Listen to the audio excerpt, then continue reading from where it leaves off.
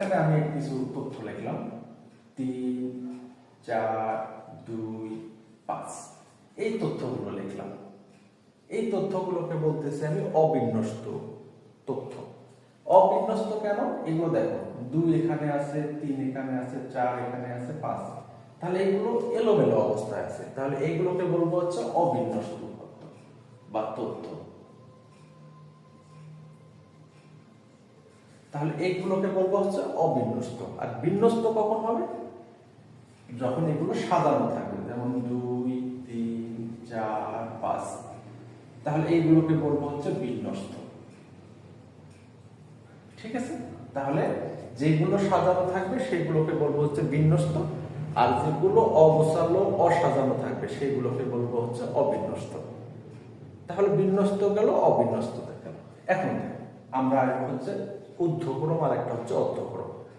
যেগুলো ছোট থেকে বড় আকারে সাজানো থাকে সেগুলোকে বলা হয় ঊর্ধ্বক্রম, আর যেগুলো বড় থেকে ছোট আকারে সাজানো থাকে সেগুলোকে বলা হয় অর্ধক্রম। ঠিক আছে? আশা করি তোমরা বুঝতে পারছো।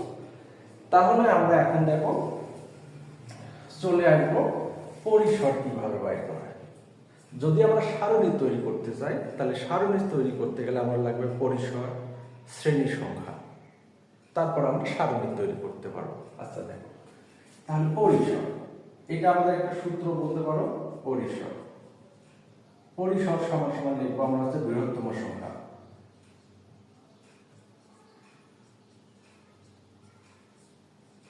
বৃহত্তম সংখ্যা বিয়োগ ক্ষুদ্রতম সংখ্যা বা ছোট সংখ্যা।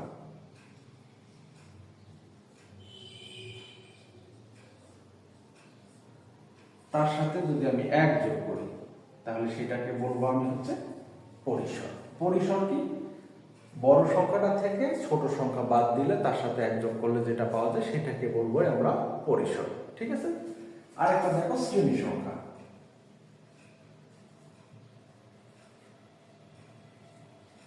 শ্রেণী সংখ্যাটাকে এই যে পরিসর আছে, পরিসর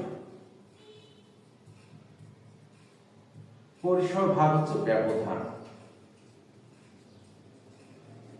এখন ব্যবধানটা কত নিবা?